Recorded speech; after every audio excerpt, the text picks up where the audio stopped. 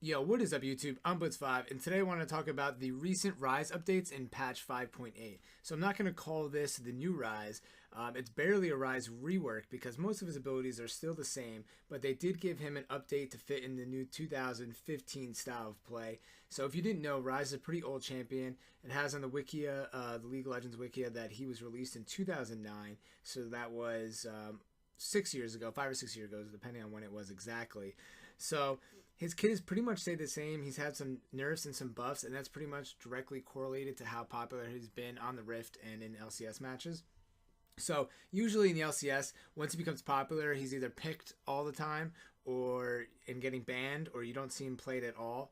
And a lot of times, if you're not familiar with him, he's seen top and mid, basically because of the way his champion is scaled, or used to be, kind of still is it's helpful to build a lot of mana, and he kind of takes a while to ramp up and is more of a late game carry. So sometimes people would build him slightly tanky because he's close range and with a lot of mana, and they would play in the top lane. You're kind of playing in an island by yourself, and then you would eventually level up slowly but surely, and then you'd hit your spike, and then you would kind of take over the game. And if it made into the late game, you'd have a better chance if there was a Ryze in your team to carry and win.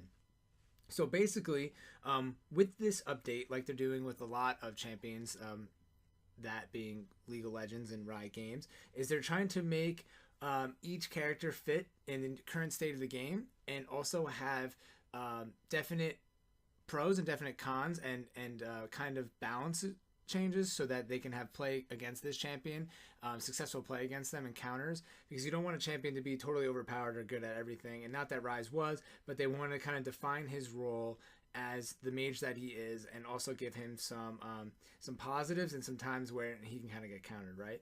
So basically they did this by reworking his passive and changing his Q. Those are the two biggest changes on Ryze. So basically, to give you a quick summary of Ryze, if you hadn't played him before, is that Ryze is a very short range mage, and all of his abilities were point and click. So you would click, and basically this is what Ryze is, the champion that made me switch from normal casting to quick casting, because you'd pretty much just roll your face over QWE when you were dueling with somebody, and having that not a quick cast pretty much gave you a disadvantage if you were playing Ryze. And his range is really short, so you get to walk in, you'd Q or W to stun them, and E and use your moves, and that's basically what you would do over and over again. It was kind of annoying because if you were just out of range, which was so easy to happen, your spells wouldn't go off, and you'd always think that maybe one of them was about to go off, but it wasn't, because you just were barely out of range because it was so short.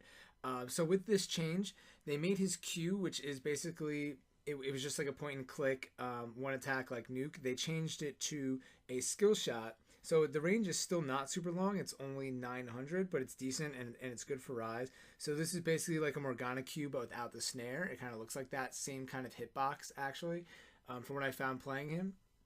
And I like this move because it allows some counterplay where Ryze can't just click over the minions, but he can still use his W over the minions, which is a stun, or his E. So it makes it more of a skill, but you can check bushes with it. And then the other big change is Ryze's passive. So Ryze's passive reads that his spells grant stack of Arcane Mastery for 12 seconds, stacking up to 5 times. And once they're at full stack, so 5 stacks, he becomes supercharged. He gets a shield that's a ratio off his level and also his mana. So another incentive for Ryze to build mana again. And then at this time, Ryze's cooldowns increase for all of his other abilities. So basically, after you hit this 5 stacks by using 5 moves within 12 seconds, you kind of get a buff, and you can cast faster, and you get a slight shield. So what's really cool is around this passive, you can pretty much have little power spikes throughout the game. And which is really great about this is Ryze is still designed to be a late game carry with all of his scaling abilities with mana and ability. And his ult, which really ramps him up into dueling. So he's really great at late game. But this passive gives him the ability to get kills early on in the game. So for example, I was playing Zyra mid, who is also pretty squishy, right? And kind of easy in lane early on until she gets her ult, which is really strong. But I was dueling her for a second, and I actually killed her without realizing what I was going to. She had a decent amount of health, and I did my combo, and it killed her. So Ryze gets some strength now when his passive is up, in the early game, so you can get a kill at level 3 when you have all of your abilities and you're using them, cycling them through. You stack 5 times in your passive, and then if you have enough mana, you can blow up a target early. So this is really great, and then it also allows the other champions to know when you have your passive up, and it's stacked to stay away. So there is some good counterplay there, and it makes Ryze kind of a little bit more of a defined role and a little bit more of a niche. But on the con of this, so right now he seems like a really strong dueler. I had some really great matches with him. I think you guys should try him out. But I was playing Ryze mid. And the downside of this is that it really, these new abilities gave me the incentive to want to build Luden's Echo and more ability power type things so I could be a really strong mage. But this seems like this new passive and the incentive kind of takes away from building as tanky as you normally would and maybe taking him top. So maybe they want to make him a more defined mage, putting him into mid, which I think fits him more. But it was a unique role in the top lane that with this short range that seemed to be pretty unique. And he still can do both.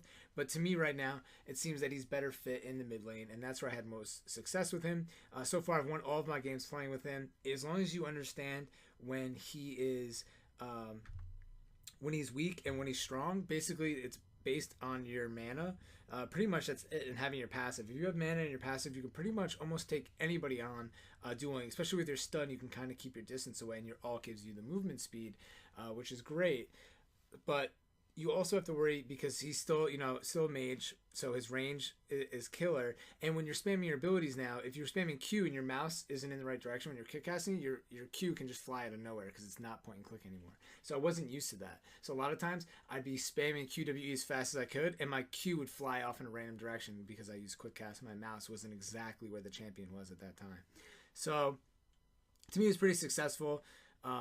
Like I said, as long as you have mana, you need to really build up some mana items. And what's tough is a lot of mana items in League of Legends have cooldown with them, right? You might want to build Unholy Grail because of the mana regen and the magic resist. But the cooldown reduction is so much, it gives you 20%, that when his passive is stacked, you already are getting a ton of cooldown. So you're actually losing the gold efficiency of some of those items. So, for example, I wanted to build a Frozen Heart to get a bunch of mana, but it gave me, I think Frozen Heart's 20% cooldown reduction, and it was just too much cooldown. I don't need all the cooldown reduction. So it's kind of a negative because a lot of the items that build mana have that. So ideally you want to get a Rod of Ages, and then you want to get, getting Sheen is debatable because you're not going to be auto-attacking a lot at a higher level. So you're going to want to get a Rod of Ages, and then I went Tier, and then Unholy Grail, even though it did give me the cooldown reduction that I didn't need. But to me, it was still worth it. And you could consider Sheen in the early game, but I don't think it's worth it.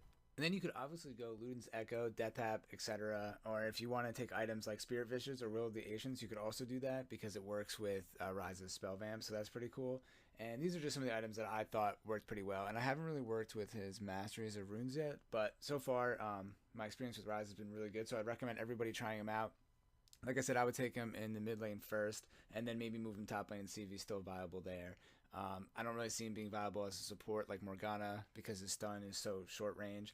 So it looks like they're just moving him to more of a mage now, and I guess that's a good role for him because it works out pretty well, and right now he's pretty strong. So hope you guys enjoyed this video. Check out Ryze. Let me know what you guys think, and thanks for watching. Blitz5, I'm out.